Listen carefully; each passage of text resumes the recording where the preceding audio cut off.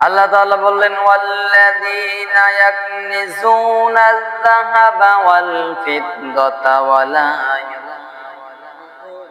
ইউনফিকুনাহা fee সাবিলিল্লাহ ফাবাশশিরহুম বিআযাবিন আলীম।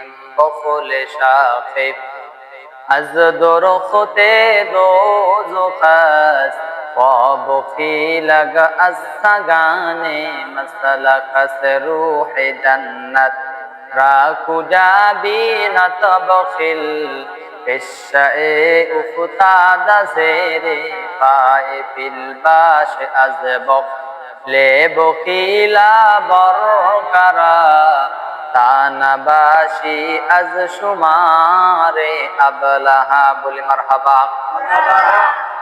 আল্লাহ তাআলা বললেন আল্লাযীনা ইয়াকবিজুনা আয-যাহাবা ওয়াল ফিদ্দাতা ওয়া লা ইউনফিকুনাহা ফী সাবিলিল্লাহ। আল্লাহ তাআলা বললেন হে নবী আপনি তাদের বলে দিয়ে দেন আল্লাযীনা আরজানা ইয়াকনিজুনা জমা করে ইয়াকনিজুনা আয-যাহাবা ওয়াল ফিদ্দা সোনা চাঁদি রূপা ইয়াকনিজুনা আয-যাহাবা ওয়াল ফিদ্দাতা ওয়া লা ইউনফিকুনাহা আর তারা ব্যয় করে না। কোন পদে ব্যয় করে না? যাকাত দেয় না। আল্লাহ তাআলা বলেন আল্লাযীনা ইয়াকনিজুনা আয-যাহাবা ওয়াল ফিদ্দাতা ওয়া লা ইউনফিকুনাহা ফী সাবিলিল্লাহ।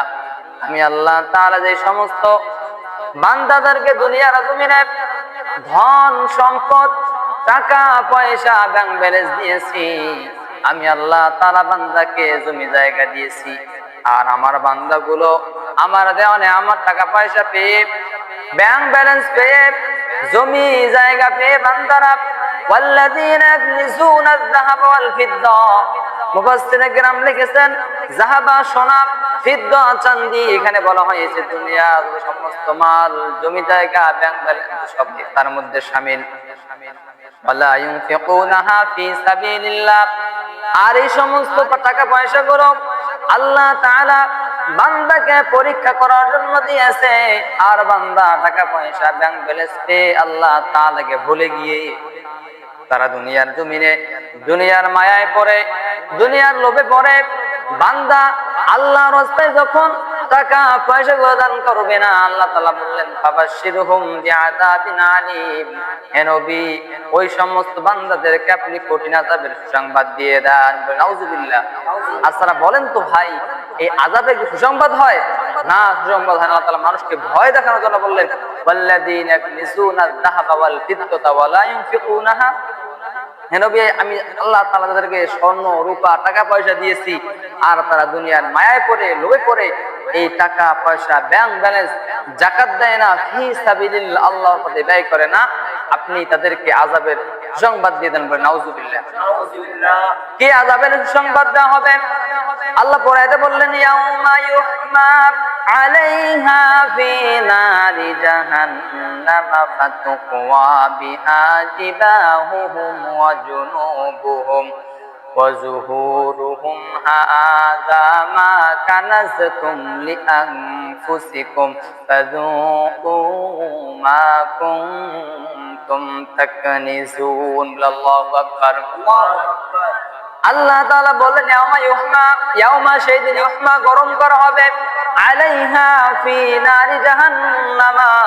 বান্দা দুনিয়ার জমিনে তুমি যে লোভে পড়ে বখলেমি করে বান্দা দুনিয়ার জমিনে ধন সম্পদ জমা করেছিলে, আমি আল্লাহ তাআলা বান্দা তোমাকে টাকা পয়সা ব্যাংক ব্যালেন্স জমি অনেকগুলো দিয়েছিলাম। দুনিয়ার মায়ায় পড়ে শয়তানের ওয়াসওয়াসার মধ্যে পড়ে বান্দা তুমি দুনিয়াতে ধন সম্পদ গুলো সোনা রূপা গুলো চাঁদি গুলো বান্দা দুনিয়া তোমার নিজের লাভের জন্য জমা করেছিলে। আর সেই সম্পদ গুলো আল্লাহর রাস্তায় দান করো নাই।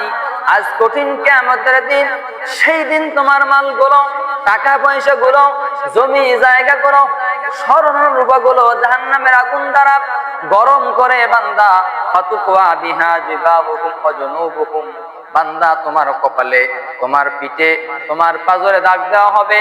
আর বলা হবে ইহাই তোমার টাকা, ইহাই তোমার সম্পদ, ইহাই তোমার জমি জায়গা স্বর্ণ রূপা যা বান্দা দুনিয়ার জমিনে দুনিয়ার মায়ায় পড়ে লো করে তুমি জমা করেছে তার স্বাদ গ্রহণ করো, বলে নাউজুবিল্লাহ।